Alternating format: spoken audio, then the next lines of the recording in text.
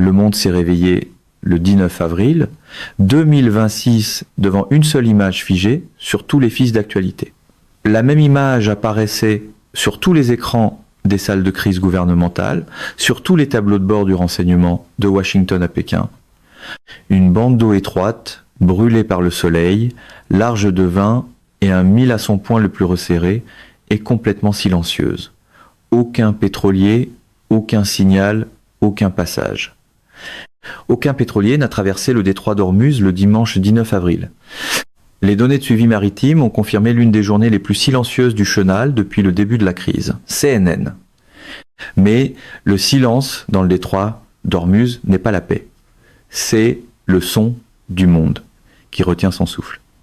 C'est l'histoire de la façon dont l'Iran a exécuté l'un des gestes stratégiques les plus audacieux de l'histoire géopolitique moderne et de la façon dont ce geste a fissuré la surface d'un régime qui mène deux guerres en même temps, l'une contre le monde extérieur et l'autre contre lui-même. Pour comprendre ce qui s'est passé pendant cette fin de semaine, il faut revenir au 28 février 2026. À cette date, les États-Unis et Israël ont lancé une guerre aérienne coordonnée contre l'Iran, assassinant le guide suprême Ali Khamenei. Wikipédia. Cet acte unique, l'élimination de l'homme qui dirigeait la République islamique depuis plus de 3 décennies, n'a pas vaincu l'Iran. Il l'a fracturé, et un Iran fracturé peut en réalité être plus dangereux qu'un Iran uni. En représailles, l'Iran a lancé des attaques de missiles et de drones contre Israël, des bases militaires américaines et des États du Golfe alliés de Washington. Le corps des gardiens de la révolution islamique a émis des avertissements interdisant le passage par le détroit et a lancé 20 et une attaque confirmée contre des navires marchands, tout en posant, selon certaines informations, des mines marines dans toute la voie navigable. Wikipédia, le point d'étranglement maritime le plus critique du monde, par lequel transitait autrefois librement environ 25% du commerce mondial d'énergie transporté par mer. Wikipédia était désormais un champ de bataille, et il le resterait. Puis est venue la percée diplomatique, ou du moins ce que le monde croyait. Le 17 avril, le ministre iranien des Affaires étrangères, Abbas Araghchi, a publié sur les réseaux sociaux une déclaration affirmant que le détroit d'Ormuz était complètement ouvert aux navires commerciaux. Cette annonce a provoqué une onde de soulagement à travers le monde. Washington a répondu presque immédiatement. Le président Trump a déclaré le détroit ouvert, puis, en quelques heures, tout le tableau s'est effondré. Le corps des gardiens de la révolution islamique a publié samedi matin une contre-déclaration directe avertissant que le détroit était revenu à son état antérieur de contrôle militaire strict. Les gardiens de la révolution islamique ont ensuite ouvert le feu sur des navires qui tentaient de passer. Euronews.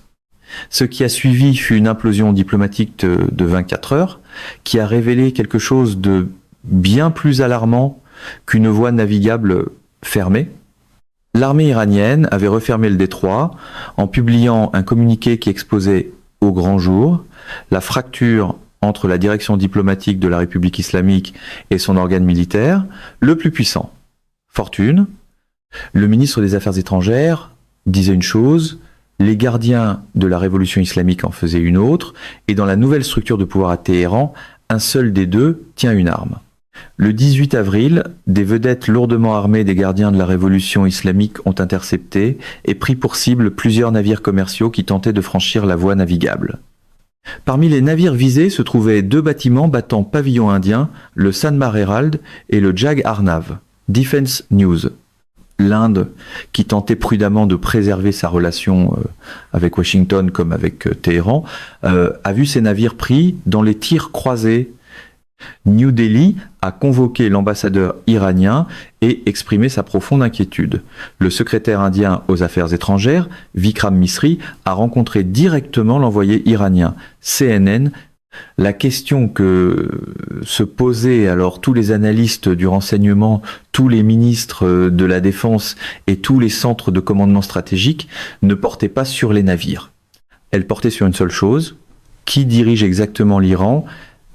Depuis la mort d'Ali Khamenei en février, son successeur, Mojtaba Khamenei, est demeuré largement inaccessible en raison des conditions de sécurité.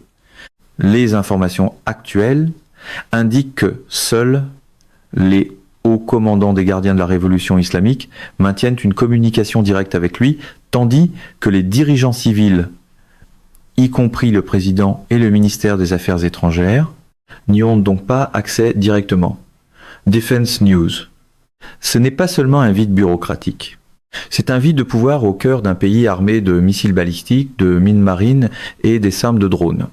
L'Institut d'études de la guerre, basé à Washington, a déclaré sans détour que les gardiens de la révolution islamique semblent contrôler la prise de décision iranienne au lieu des responsables politiques iraniens qui négocient avec les États-Unis. L'Institut d'études de la guerre a ajouté que la décision des gardiens de la révolution islamique d'interférer avec le transport maritime international reflète des divisions plus larges au sein du régime iranien. Euronews.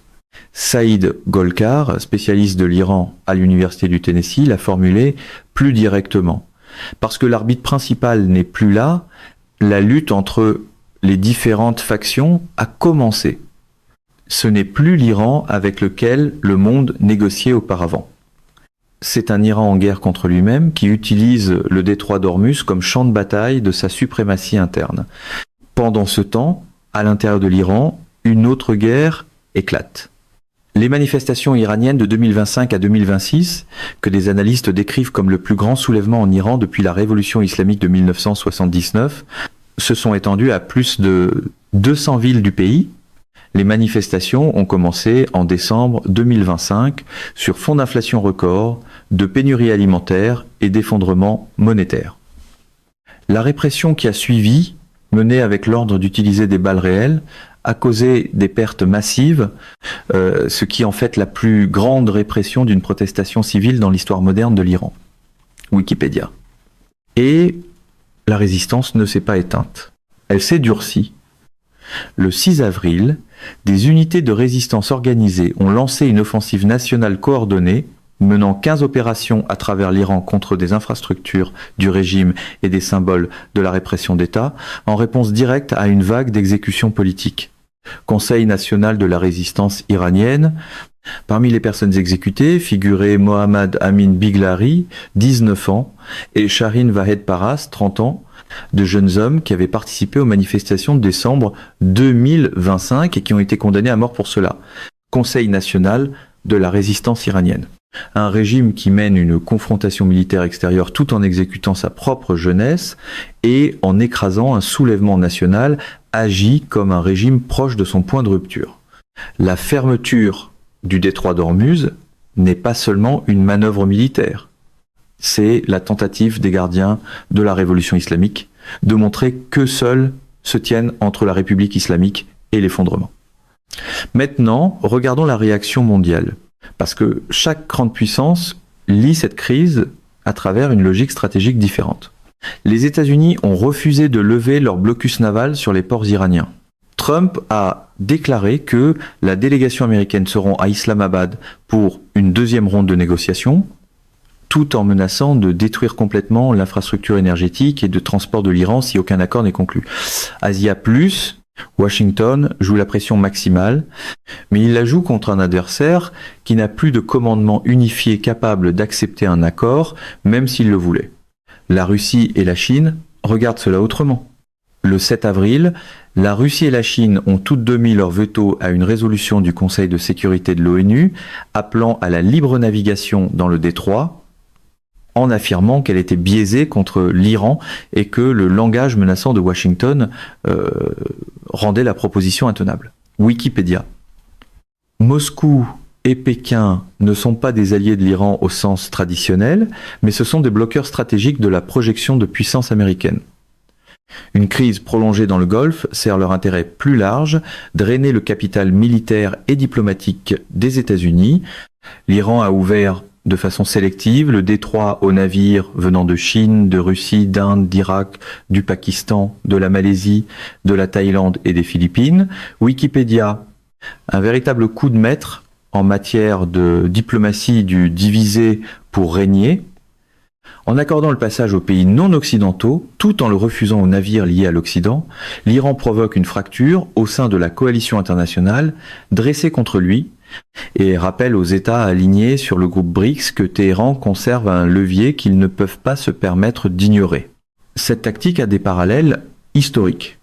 La crise de Suez de 1956, lorsque l'Égypte de Nasser a nationalisé le canal de Suez et que les puissances occidentales se sont retrouvées déjouées, a démontré que le contrôle d'un point d'étranglement maritime peut redéfinir le pouvoir géopolitique du jour au lendemain.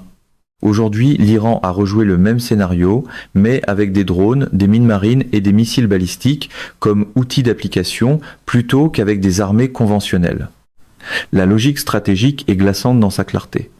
Le président du Parlement iranien et chef négociateur, Mohammad Bagher Ghalibaf, a présenté la situation comme une victoire stratégique, déclarant que l'Iran avait stratégiquement vaincu ses ennemis même sans les avoir détruits militairement.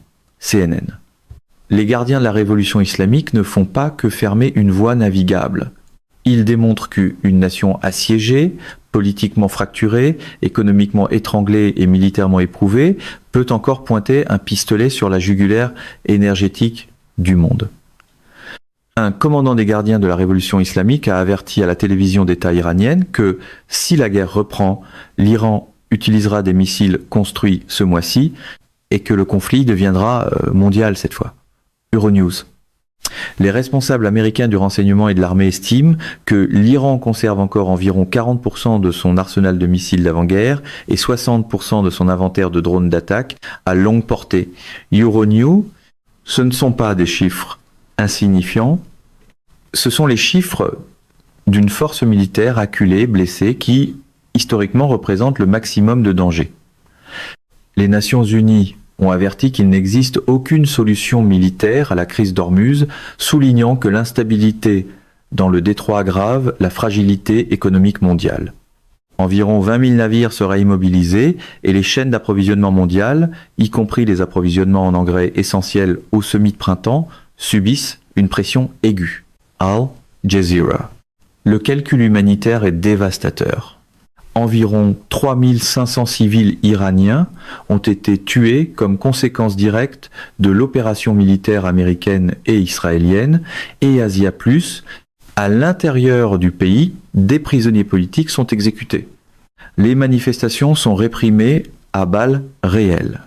Toute une génération d'Iraniens qui a osé réclamer le changement est pendue aux premières heures du matin, et à l'extérieur des ambassades iraniennes à travers l'Europe, de Copenhague à Bruxelles jusqu'à Berne, les communautés de la diaspora se rassemblent semaine après semaine pour exiger que le monde voit ce qui se passe à l'intérieur. Alors, où va cette crise à partir d'ici? Les analystes surveillent 3 scénarios distincts qui se déploient en temps réel. Dans le premier scénario, le cessez-le-feu, qui expire cette semaine, s'effondre complètement. Les gardiens de la révolution islamique, qui agissent maintenant avec une autorité presque autonome, continuent de tirer sur les navires et rejettent tout cadre diplomatique qui n'inclut pas une levée complète du blocus naval américain. La confrontation militaire s'étend en une guerre régionale plus large, pouvant attirer le Hezbollah des actifs des États du Golfe et créer le conflit sur plusieurs fronts que l'Iran a menacé de déclencher. Dans le deuxième scénario, des pourparlers discrets à Islamabad se tiennent avec le Pakistan comme médiateur. Le vice-président américain J.D. Vance, Steve Witkoff et Jared Kushner pourraient aussi être autour de la table. Asia Plus, ces discussions produiraient un accord cadre qui lève simultanément le blocus américain et rétablit le passage iranien par le détroit. Les gardiens de la révolution islamique acceptent à contre-cœur les termes négociés par les civils, mais en tirent un maximum de concessions. Une paix fragile, contestée, émerge. Dans le troisième scénario, le plus imprévisible, la fracture interne en Iran s'approfondit. Les gardiens de la révolution islamique et le gouvernement civil se divisent de façon irréconciliable. Mojtaba Khamenei, isolé, inaccessible et opérant à travers un cercle restreint de généraux, consolide soit un pouvoir militaire absolu, soit perd complètement le contrôle, alors que le soulèvement national force un règlement de comptes internes que le régime ne peut plus réprimer.